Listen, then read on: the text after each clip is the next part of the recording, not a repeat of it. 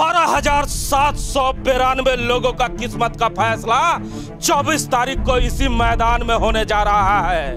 आप सोच रहे होंगे कि आखिर 12,792 लोगों की चर्चा क्यों कर रहा हूं। तो पहले मैं आपको बता दूं कि आज से 86 साल पहले हजरत बाबा कुर्बान अली शाह बाबा के द्वारा गठित एक कमेटी जिसका नाम था बाईसी मुस्लिम वेलफेयर कमेटी, जिसके 86 साल के बाद भी उनके नौजवान और उनके लोग आज भी इस कमेटी के बैनर के तले वो काम करने का प्रयास करते हैं जो बाबा साहब का सोच था।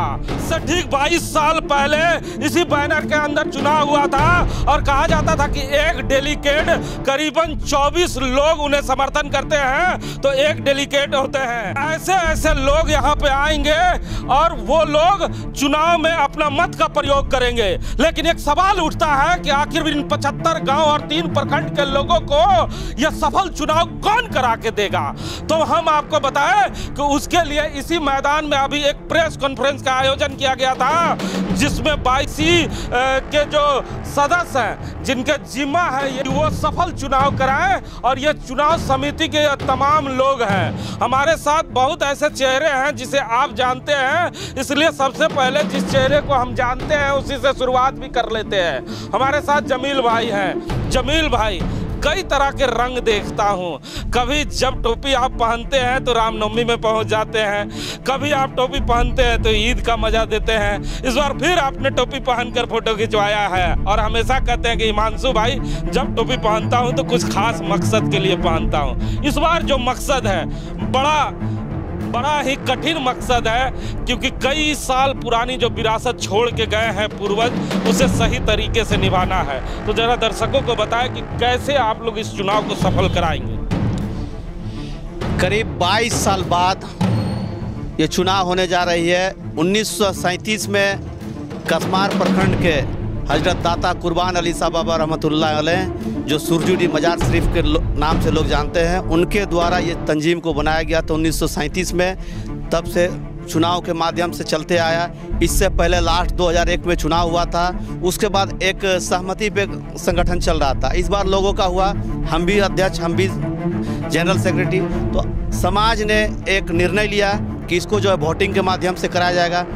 अब वोटिंग कराने का जिम्मेदारी जो है ये हमारे जो खड़े हैं सभी महानुभाव, ये 15 सदस्यीय चुनाव कमेटी समाज के द्वारा 75 गांव के लोगों के द्वारा नियुक्त किया गया और चुनाव समिति बहुत ही ईमानदारी के साथ पिछला 3 महीना से अपना सफल प्रयास करते करते इस मुकाम तक पहुंची है। और आने वाला 24 तारीख को जो है वो आपका यहाँ बाईसी मुस्लिम वेलफेयर सोसाइटी का चुनाव होगा, जिसमें कुल 532 डेलीगेट है, जिसमें 4 बूथ का गठन किया गया है, जिसमें प्रशासन के हमारे सभी प्रशासनिक पदाधिकारी भी आएंगे, जिसमें मजिस्ट्रेट की भी डिप्यूट हुआ है, पुलिस बल भी रहेंगे।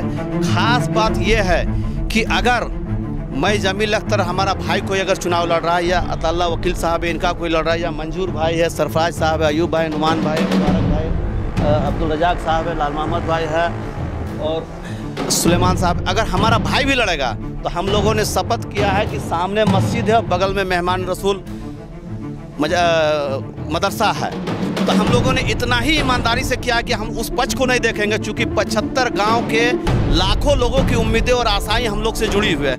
इसलिए हम सब का ये दायित्व बनता है कि निष्पक्ष चुनाव कराना और शांतिपूर्ण चुनाव कराना ये हम सब का सबसे बड़ा दायित्व है, जिसके लिए हम लोगों ने पारदर्शिता के तौर पर आप देखे होंगे चारों तरफ CCTV कैमरा का भी व्यवस्था किए हैं। लोग बारिश धूप से बचने के लिए पंडाल का भी किए हैं। 2 जगह बैरिकेडिंग किया जाएगा। इस तरह का इंतजाम किया गया ताकि कहीं से कोई कठिनाई ना हो। अच्छा ठीक है, बहुत सारे और लोग हैं। 75 गांव ही क्यों नहीं ज़्यादा गांवों को जोड़ा जाता? एक्चुअली दाता कुर्बान अली शाह जिस वक्त इस संगठन को बनाए थे ना, उस वक्त इस संगठन को जब उन्होंने बनाया था बाईसी मुस्लिम वेलफेयर कमेटी, उस वक्त केवल लोकल में मुस्लिम ही गांव थे, मतलब 22 ही गाँव था। धीरे धीरे गांव बढ़ता गया और गांव अभी 75 हुआ है। हमारा जो लोकल गांव है वो 75 गांव है। हम लोग मैंने ये प्रखंड वाइज हुआ है, जैसे कसमार प्रखंड के वो थे, कसमार प्रखंड का कुछ गांव उधर अलग बाईसी चलता है। ये बोकारो का बाईसी है जिसमें 75 गांव है। अच्छा, अयूब भाई भी है।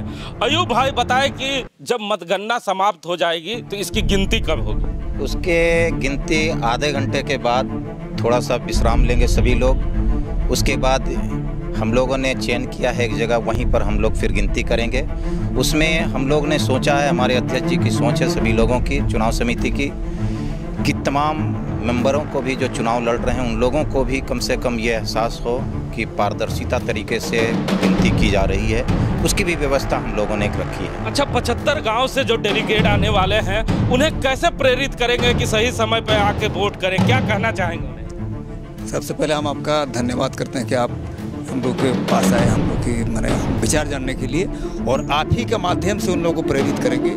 मैंने मीडिया के माध्यम से उन लोगों को आपके माध्यम से गुजारिश करेंगे कि वक्त पर आएँ, सुबह 8 बजे आएँ और 8 बजे से पहले आएँ, 8 बजे लाइन में लग जाएँ। सुबह 8 बजे से लेकर 3 बजे तक चुनाव का वक्त दिया गया है, और आपके माध्यम से सबों को अपील करना चाहेंगे कि चुनाव को आसानी से संपन्न कराने के लिए आपका सहयोग चाहिए, साथ साथ प्रशासन और मीडिया भाइयों का भी समर्थन। 533 लोग जो चल के आएंगे उसमें केवल पुरुष आएंगे कि महिलाएं भी इसमें सदस्य होती हैं? बहुत बहुत शुक्रिया आपकी।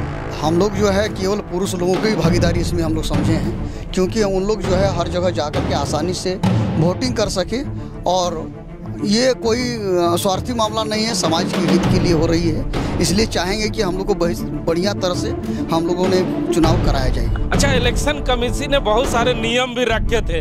जब हम लोगों ने बात किया चुनाव लड़ने वाले लोगों से तो कहा कि कमेटी के लोगों ने मना कर दिया है। बड़ा सख्त नियम बनाया था आपने, लेकिन चर्चाएं हैं कि 22 का चुनाव हो रहा है और वही चेहरे फिर दिख रहे हैं चुनाव में, तो पॉलिटिकल लोग पे बाध्यताएं नहीं लगाई थी? नहीं, ऐसा है कि इसमें कोई पॉलिटिकल बाध्यता नहीं है। साथ साथ ये है कि ये सामाजिक विकास के लिए ये चुनाव हो रहा है। सामाजिक संगठन है और सामाजिक संगठन में कोई बाध्यता नहीं है कि जो पॉलिटिक्स के क्षेत्र में जुड़े हैं वो नहीं आएंगे। इसमें आएंगे कुछ, ये चुनना 533 लोगों का काम है। जो अच्छे लोग, ईमानदार लोग हैं उनको जनता चुनेगी। और आपके माध्यम से एक चीज़ और कहना चाहेंगे कि जो भी लोग वोट करने आएंगे वे लोग अपने साथ आधार कार्ड, वोटर कार्ड या सरकारी दस्तावेज जो सरकार द्वारा मान्यता प्राप्त हो वो लेकर आए, तभी उनको यहाँ वोट। साथ एक पॉलिटिकल व्यक्ति भी है, चर्चित चेहरे हैं, छोटा मंजूर कहते हैं, क्योंकि बड़ा मंजूर आजकल दिखते कम है, इसलिए छोटा मंजूर ही दिख रहे हैं। ईमानदारी से कहा सर ने कि जो ईमानदार होंगे ऐसे व्यक्ति को ही चुना जाएगा। ईमानदारी का पैमाना क्या होगा? देखिए, ईमानदारी का पैमाना इसमें देखिए, चुनाव समिति में हम लोग हैं, हम लोग बहुत कुछ तो नहीं बोल सकते हैं। हम लोग का जिम्मेवारी यही है कि निष्पक्ष चुनाव करवाना है, क्या समझे? ये तो वोटर सारे आवाम पर ये लागू होता है। डेलीगेट भी हमारे साथ है। चाचा, 22 साल के बाद चेहरे पे ये मुस्कान आई है, फिर से ये मौका मिला है कि इस बार चुनाव करा पाए, कैसा लग रहा है? बहुत बहुत शुक्रिया आपका। और ये तमाम 75 गांव में ये खुशी की लहर चल रही है और सारे लोग खुश हैं, और ये एतबार कर रहे हैं कि जो कमेटी, चुनाव कमेटी बनी है, निष्पक्ष चुनाव कराएगी, इसमें कोई संदेह नहीं है। इसकी सारी व्यवस्था हमारी कमेटी की जानिब से किया गया है। अच्छा, ऐसा क्यों आप लोग करते हैं? क्योंकि देश में महिलाओं को अब अधिकार मिल रहा है, आधी आबादी पूरा सम्मान, लोग नारा भी मार रहे हैं, तो 22 से महिलाओं को क्यों गायब कर दिया आपने?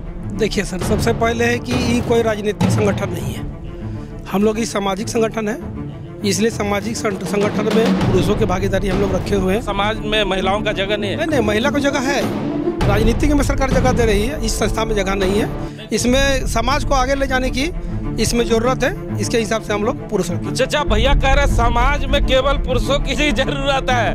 अच्छा, जमील भाई है, एक बड़ा प्रश्न है, यहाँ पर ही समाप्त करूंगा। जमील भाई, कमेटी के लोग कह रहे हैं कि समाज को आगे बढ़ाने के लिए पुरुषों की आवश्यकता पड़ती है, क्या आप भी मानते हैं कि ये समाज पुरुषों के बदौलत ही आगे बढ़ पाएगा, महिलाओं की आवश्यकता नहीं? नहीं, बिल्कुल मानते हैं कि पुरुष के साथ महिलाओं की चल, लेकिन चूंकि ये जो संस्था का शुरुआत जिस सूफी बाबा के यहाँ से हुआ है, उसके एतबार से, लिहाज के एतबार से हम लोग इसको पुरुष तक सीमित रखे हैं। अच्छा, सुना ना आपने, जमील भाई के पास आज मर्ज की दवा होती है और हर बात का जवाब भी होता है। बड़ी बेबाकी से जमील अख्तर ने बताया है कि किस तरह हम चुनाव कराएंगे।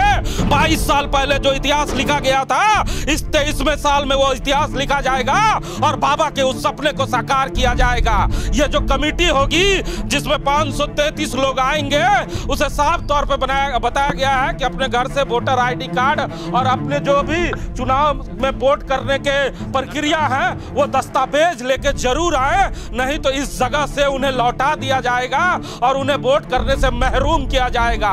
इसलिए जो लोग इस समय टेलीविजन या फेसबुक देख रहे हैं और डी फोकस देख रहे हैं, वो याद रखें कि इस जगह पे आना आपका उतना ही जरूरी है जितना जरूरी इन लोगों को करीबन 90 दिन से मेहनत कर रहे हैं। इनके 90 दिन के मेहनत को समझिए और आप इस जगह पे वोट कर अपने वोट को देकर वो अधिकार उस व्यक्ति को दीजिए जो सही व्यक्ति है। हम ये नहीं कह रहे हैं कि आप वोट इन्हें ही करिए, लेकिन वोट हमेशा उसी को करिए जो आपको आगे ले जा सकता है, आपके समाज को आगे ले जा सकता है और आपके विचारों को आगे ले जा सकता है। कैमरामैन भोला के साथ जीपी हिमांशु।